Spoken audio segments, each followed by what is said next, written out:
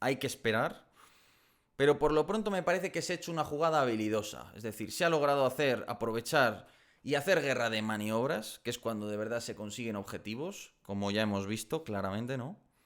Se ha asumido un riesgo por parte de los ucranianos, pero por ahora yo creo que ese riesgo ha arrojado buenos resultados, no ha habido grandes pérdidas de material, se ha logrado además capturar determinado material, has conseguido obtener fichas, los prisioneros, ¿no? Fichas de intercambio, tienes territorio ruso para intercambiar, llegada a la negociación, y si más o menos luego va entrando la movilización y mantienes el frente, evitas que caiga Pokrovsk, evitas que caiga Konstantinivka, obviamente, evitas, en fin, que el avance ruso, con que siga en la misma dinámica que hasta ahora, bien.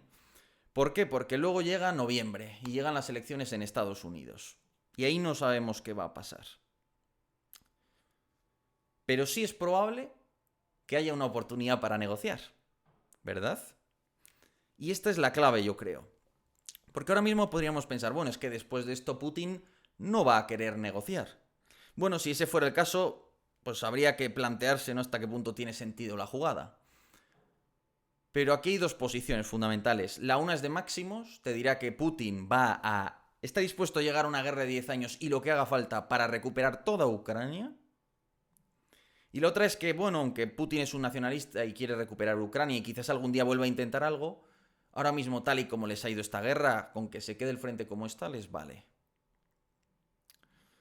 Entonces aquí está el punto. Entra nuevo presidente. Trump va a querer negociar y está dispuesto, por lo que sabemos, incluso a afirmar que la OTAN no se expandirá. Esto es importante, obviamente, porque le ofrece algo a Rusia que nadie más le va a ofrecer. O lo toma o lo deja. Luego podría ganar Kamala Harris.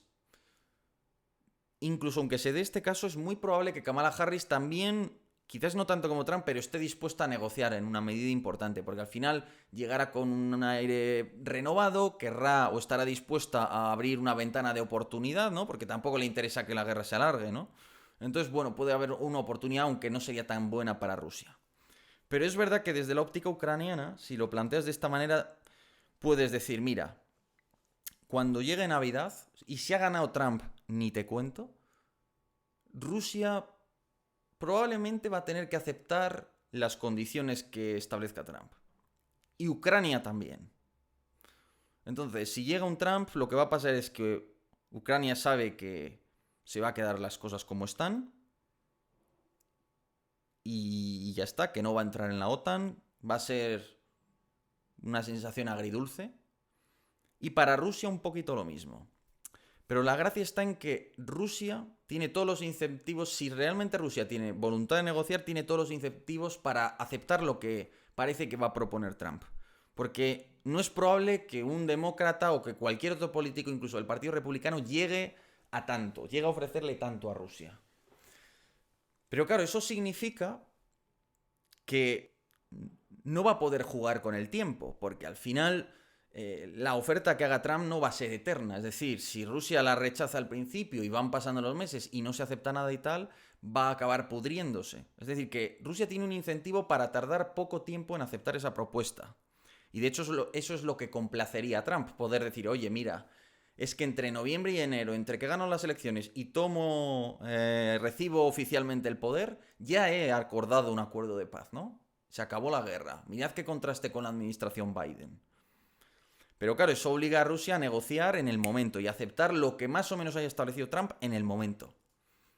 Y ahí vas a llegar a un momento en el que Ucrania, con uñas y dientes, ha mantenido un territorio en Kursk. Y eso, o Rusia lo intercambia por algo, o muy probablemente el frente se va a quedar como esté. Entonces, es más, incluso Ucrania puede alegar que no está dispuesta a aceptar la paz y no va a devolver ese territorio a Rusia. Es decir, que le da una baza negociadora a Ucrania, por así decirlo, de no voy a devolver ese territorio y ya está. Entonces, si Rusia se niega a aceptarlo, Trump va a tener que presionar a las dos partes. No sé si me entendéis la lógica. Por tanto, el punto, o yo creo que parte de la apuesta ucraniana es decir, Como Trump va a obligar a las dos partes, a Rusia porque nadie le va a ofrecer nada mejor y a Ucrania porque se lo va a imponer prácticamente una negociación de paz, cuando se llegue a esos meses no va a haber más tiempo para negociar. Es decir, va a haber 2-3 meses para negociar. Ucrania probablemente haciendo un esfuerzo puede mantener más o menos el territorio que tenga. Entonces Rusia, sabiendo que hay territorio en manos de Ucrania, va a tener que estar forzada o a aceptar que ese territorio se va a quedar en manos de Ucrania o a tener que intercambiarlo. Y eso permite a Ucrania una posición negociadora mucho mejor, ¿no? Yo creo que esa es la jugada. Y pensar, lo interesante de esto es pensar cómo los rusos van a tener que absorber, asumir lo que diga Trump, básicamente. Muy probablemente, ¿no? Y si gana Kamala Harris, ¿crees que Ucrania no querría negociar? Yo creo que sí, van a querer. Pero claro, el punto aquí también está en Rusia, ¿no? En qué incentivos, hasta qué punto quiere Rusia negociar, lógicamente. A ver. A ver qué. Vale, voy aquí a poner esto un poco. Bueno, voy a. Así mejor. Vale, pues eso es un poco la idea. Intercambiarlo, ¿por qué? Pues habría que verlo. Y respecto a las negociaciones de Trump, ¿viste las afirmaciones de Boris Johnson del supuesto plan de paz de Trump? Pues no, ahora mismo no sé a cuáles te refieres.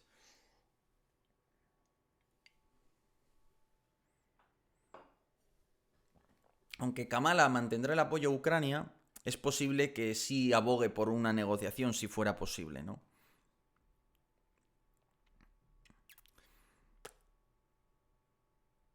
Mm, mm, mm, mm.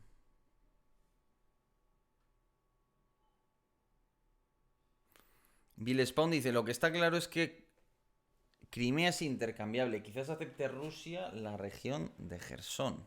¿Cómo? No, Crimea eso no lo van a... Eso no lo van a negociar.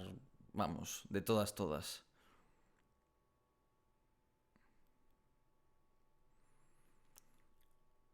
Max Power dice, no sé, acuerdo de pérdida. ¿Y los ucranianos que ganan? No lo veo. Bueno, los ucranianos lo que ganarían es de entrada la paz, que no es poco, obviamente. Tiempo para reforzar su disuasión ante Rusia, para hacer un programa de misiles de largo alcance, en fin, tiempo para que se pueda generar disuasión ante Rusia fundamentalmente. Y luego, pues entiendo yo que inversiones, tanto por parte de Estados Unidos como por parte de los países europeos, para la reconstrucción, un trato preferente con la OTAN, quizás la entrada a la Unión Europea, en fin, habría ahí bastantes cosas, ¿no? Tus análisis no tienen en cuenta lo más importante, dice escandalizado. Dice, ¿esa paz firmada por Trump sería honesta? Pues evidentemente que no. Será un Minsk 2.0. Desde ya mismo es obvio, ya que ningún bando ha conseguido sus objetivos y ninguna población tiene el hartazgo suficiente como para no ir a la guerra de nuevo en unos años. Es una opción, ¿no? Pero obviamente, vamos a ver, si tú asumes que la otra parte siempre va a querer atacar, pues da igual cuando alcances la paz, porque siempre podrás usar ese argumento, ¿no? Lo cual te conduce a un círculo cerrado. Incluso aunque la parte sea así, en algún momento hay que acabar la guerra. Que acabas la Primera Guerra Mundial para que dentro de 20 años la Alemania nazi vuelva y empiece la Segunda, puede pasar. Puede pasar.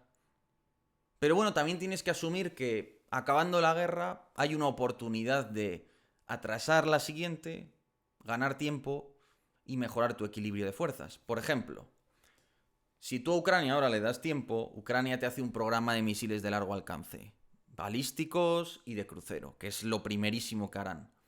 Tener un arsenal de misiles.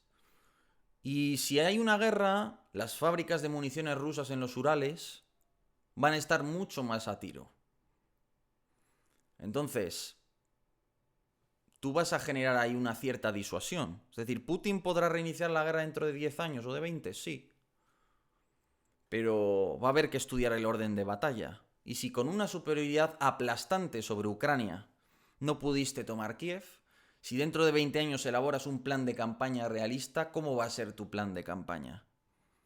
¿qué vas a poder plantearte seria y realmente conseguir? De otro lado, si Ucrania se impusiera en esta guerra, habría ganado su guerra de la independencia. Muy probablemente saldría para siempre de la esfera de influencia rusa. Entonces, eso no es poco, creo yo. Por último, los territorios que captura Rusia en el Donbass son baldíos.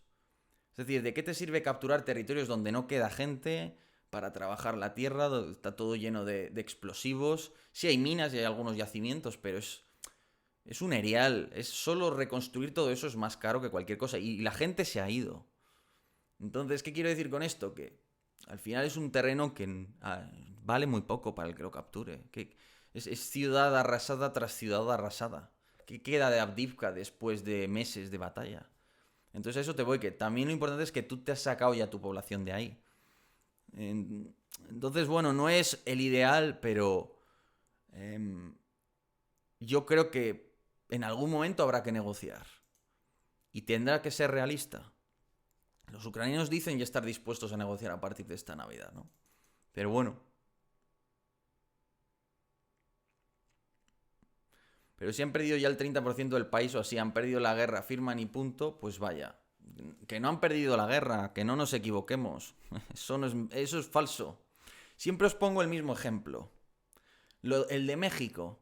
¿Creéis que si México le hubiera infligido esta derrota a Estados Unidos, si Estados Unidos para tomar Tijuana y un 20% de México hubiera perdido todo su ejército, estuviera haciendo una movilización forzosa en medio país para contratar a 300.000 personas, si hubiera sido derrotado en varias batallas por el ejército mexicano, todo su mejor unidad, el primer ejército de tanques, no sé cuál sería el equivalente, la 101 o la 82 aerotransportada al ejército estadounidense, vapuleadas, destrozadas, casi aniquiladas.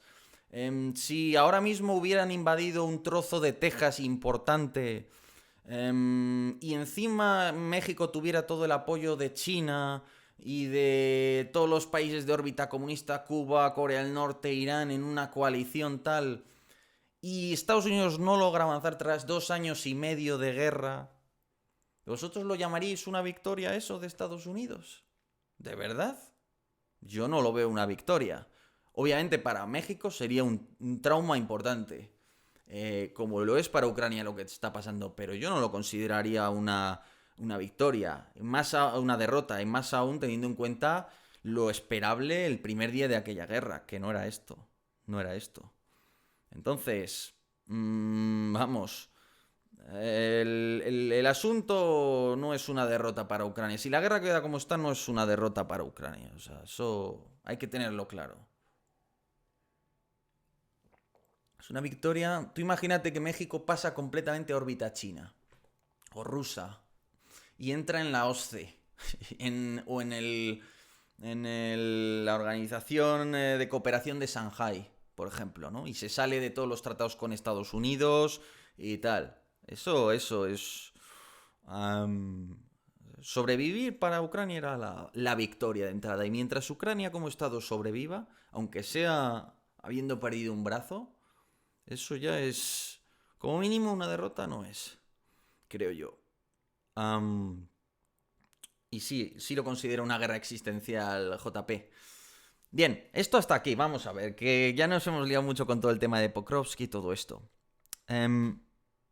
Bueno, qué narices, no, es que claro, esto os lo tenía que comentar, efectivamente. Es que no sé si lo habéis visto, ¿no?